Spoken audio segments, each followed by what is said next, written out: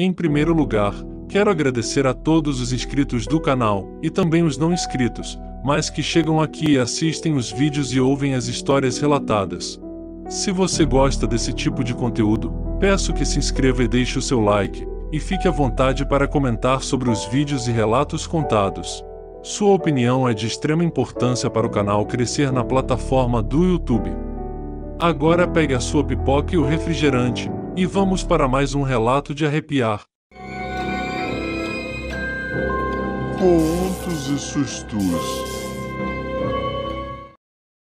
O fato que será contado aqui nos deixou chocados e também com muito medo, pois todos achávamos que essa história tinha acabado naquele dia. Se você é novo no canal, para entender o acontecido, veja o relato do lobisomem da Vila Fantasma. 5 meses se passaram, desde que o seu Zé do Pequi me contou aquela história estarrecedora, que aconteceu enquanto ele voltava da sua roça para casa, em um final de tarde. Eu estava em casa lendo um livro de ciências biológicas, cedo da manhã, quando ouvi o toque do celular. Era a Dona das Neves, esposa do meu amigo Zé do Pequi, e aparentava estar bastante nervosa. Ela pediu que eu fosse até lá, se possível ainda naquele dia, pois o seu esposo não estava muito bem desde a tarde anterior. Após me contar o que tinha acontecido, peguei o meu carro e passei na casa de um amigo meu, que é médico psiquiatra, e nos dirigimos até a casa do seu Zé. Chegamos lá em 2 horas e fomos convidados a entrar. Apresentei o Dr. Marcos para a Dona das Neves, e disse que ele ia ouvir o seu esposo e realizar sua medicação. Após algum tempo de espera, o Dr. Marcos saiu e disse que o seu Zé ia repousar um pouco, mas em algumas horas estaria bem, novinho em folha. O cabravelho era forte, alegre, mas estava muito abalado. O caso dele não era grave, era apenas um transtorno de estresse pós-traumático, provocado pelo acontecimento do dia anterior. Respiramos todos aliviados e logo veio o ânimo de tomarmos aquele café de sempre, que só a Dona das Neves sabia fazer. Enquanto conversávamos e tomávamos o café, seu Zé do Pequi apareceu na porta do quarto e perguntou se cabia mais um na mesa. Todos rimos, e ele se sentou numa cadeira ao lado de Dona das Neves, que pegou uma garrafa e o serviu com um café. Tivemos uma longa conversa, sempre animada, e evitamos comentar sobre os ocorridos dos últimos tempos na região. Ao final do dia, seu Zé recebeu as orientações a respeito de sua medicação, e então voltamos para casa, trazendo um presente que Dona das Neves tinha separado para nós. Um grande peru, uma saca cheia de pequi e algumas abóboras. O Dr. Marcos ficou tão feliz que pediu para dirigir o carro de volta. Durante a viagem, passei a imaginar a história que Dona das Neves nos tinha relatado. Na tarde anterior, seu Zé do Pequi estava de volta para casa, depois da roçagem do seu terreno onde plantava o milho. Passando próximo a um curral de gado, viu no caminho umas marcas estranhas, que não eram pegadas dos animais da fazenda que ficava ao lado. Caminhando mais um pouco, observou que as pegadas seguiam pela estrada, na mesma direção que ele estava indo. Ele segurou o facão com uma das mãos, e seguiu seu caminho. Não era a estrada que ia dar na vila. Para seu medo maior, essa era a estrada mais longa e não tinha casa por perto até chegar no povoado onde morava. Seja lá do que fosse aquelas pegadas na areia, se encontrasse pelo caminho, não sabia o que podia acontecer. O sol já se escondia e a noite chegava, quando ouviu o barulho dos chocalhos do gado lá na fazenda. À sua frente, no horizonte, a lua cheia começava a surgir. Aquela noite ia ser uma das noites mais claras e bonitas daquele lugar. Andando sozinho, ficou atento a tudo quanto fosse de barulho naquela mata, ao pé daqueles morros, onde os pássaros se recolhiam para seus abrigos nas árvores mais altas. Novamente, ouviu o barulho de um chocalho, e dessa vez parecia que uma vaca andava apressada, e vinha em sua direção.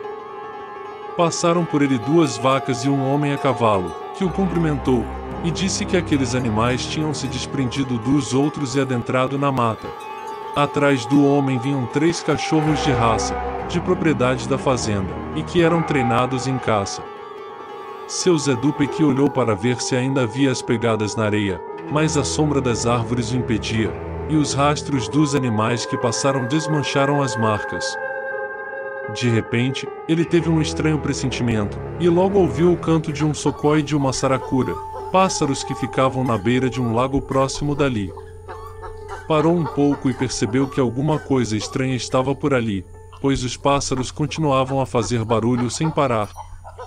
Ele se apressou e começou a correr, porque queria passar aquele trecho o mais rápido possível, e chegar em uma área da estrada onde não tinha mata, e dava para ver bem mais longe. Porém, olhando para o lado em que o pássaro fazia barulho, lá por detrás das árvores, seu Zé do Pequi viu um vulto de um animal que corria nas sombras da mata, no mesmo sentido que ele também corria. Por um instante ele não acreditou no que tinha visto. Era outro lobisomem.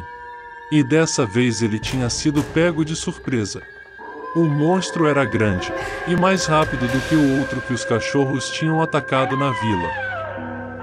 Sozinho, em uma estrada deserta e sem saber o que fazer, seu Zé ainda se sentia abalado pelo que tinha acontecido na última vez que feriu mortalmente o outro lobisomem, com a ajuda dos cachorros da vila, e depois descobriu que se tratava do velho seu avô.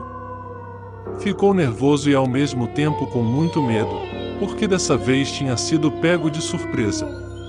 Puxou um cordão envolto na cintura e segurou forte. Era um terço benzido com água benta, que ele passou a andar sempre com ele depois daquela outra noite de terror.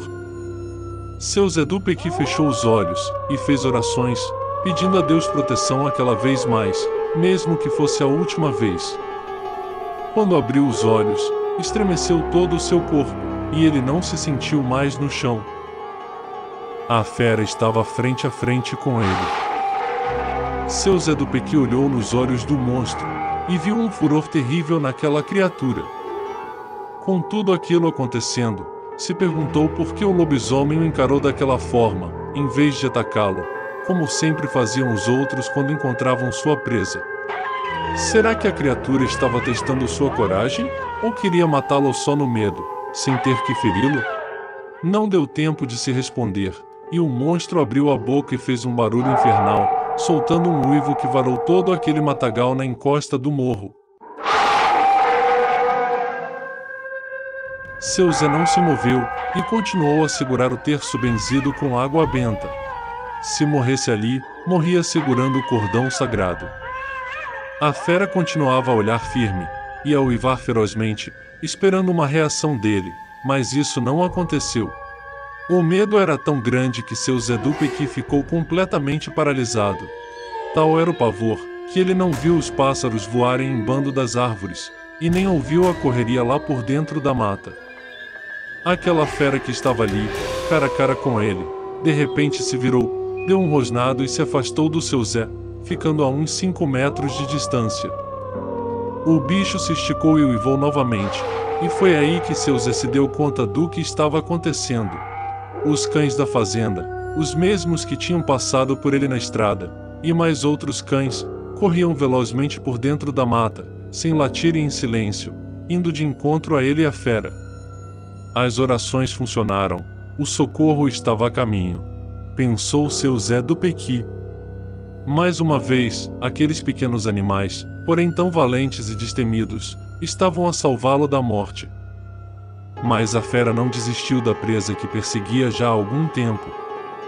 O lobisomem partiu para cima do seu Zé do Pequi em posição de ataque, e no momento em que ele via que ia perder a vida naquele lugar, um dos cães, em um salto veloz, se jogou sobre o monstro, e os dois caíram na beira da estrada, iniciando uma luta que seu Zé nunca tinha visto antes entre dois animais. O rebuliço era feio, e a luta ficou mais violenta ainda, quando todos se juntaram na briga contra a fera. A lua cheia tornava aquela noite bem clara na estrada, mas as sombras das árvores e algumas nuvens impediam que seu Zé visse com mais clareza toda aquela luta violenta. Além do mais, a poeira que se levantava encobria tudo, e não dava para ver quase nada. De vez em quando o lobisomem saltava, mas logo em seguida um dos cães saltava junto, cravando as presas nos tendões daquele bicho. Eram uivos, latidos e rosnados que se misturavam em um barulho aterrador, enquanto se rolavam pelo chão. Seu Zé não teve coragem de tomar alguma atitude, como da outra vez, pois o risco de se machucar era grande, devido à tamanha violência daquela luta. Tanto o lobisomem quanto os cães eram bem mais fortes e rápidos que os outros lá da vila. Passaram mais ou menos 3 minutos enquanto os cães atacavam, e a fera também, quando de repente ela se livrou e se atirou mata dentro, sendo perseguida pelos cachorros. No chão, ficaram as marcas daquele duelo colossal. Pelos, sangue, e também uma saliva viscosa, ficaram espalhados no meio da estrada, e seu Zé percebeu também uma das presas do lobisomem no chão, que tinha quebrado durante a luta. Naquela hora, quando a lua se escondia atrás das nuvens, ele ouviu o último uivo da fera, em direção do lago, e não esperou mais por nada. Começou a correr pela estrada em direção à sua casa, e chegando lá, não aguentou, e caiu na entrada da porta. Dona das Neves, muito assustada, o levantou e o carregou até a cama. E foi então que na manhã seguinte ela me ligou muito cedo. Terminando essa história, não se sabe o que aconteceu com o lobisomem, e nem se os cães conseguiram se sair bem na perseguição. O que sabemos é que mais uma vez o seu Zé do Pequi passou por uma situação muito ruim, e mais uma vez ele viu a prova de que não importa onde estejamos, em que situação nos encontremos, e nem em qual hora do dia ou da noite. Sempre estaremos sendo observados por aquele que nos guarda de todas as coisas ruins dessa vida. Se você gosta desse tipo de conteúdo, mais uma vez lhe peço que se inscreva no canal, se não for inscrito ainda, e também deixe seu like, para que os vídeos não deixem de ser recomendados pelo YouTube para outras pessoas que apreciam essas histórias. Um forte abraço, e até a nossa próxima história.